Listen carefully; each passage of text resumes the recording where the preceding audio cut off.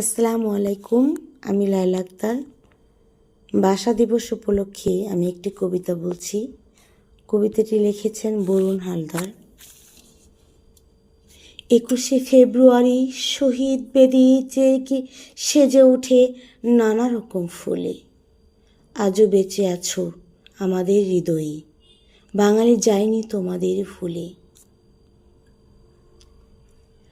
পাকিস্তানি সেনাগুলি চালিয়ে বাংলার বীর সন্তান নিয়েছে কেড়ে।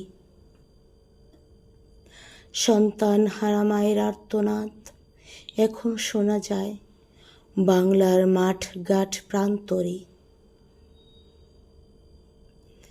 প্রতি বছর 21শে ফেব্রুয়ারি এলে আমার রক্তে ক্রোধ খেলা করে। ভাষাচক্রী পাকিস্তানের প্রতি ঘৃণা প্রতি বাঙালির ঘরে ঘরে। জীবন দিয়ে ছিনিয়ে এনেছ বাংলা ভাষা, ভুলব না তোমাদের কোনোদিন।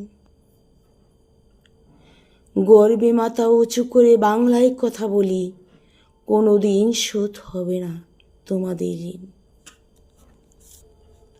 বাঙালির মাতৃভাষা কেড়ে নিতে চেয়েছিল যারা, আসলে তারা সভ্য মানুষ না।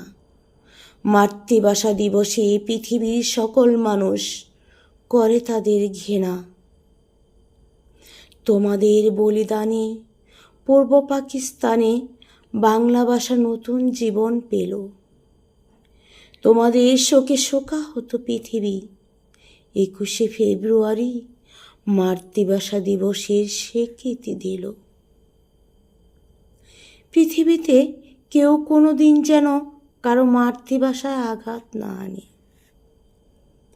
বাংলা ভাষা প্রেমিকদের আত্মত্যাগে 21শে ফেব্রুয়ারি মাতৃদিবস হিসেবে সবাই মানে। মাতৃভাষা রক্ষায় অনেক সংগ্রাম, কত বীর বাঙালির আত্মবলিদান। 21শে ফেব্রুয়ারি শোকের মাঝে শান্তিতে করি তাদের জয়গান।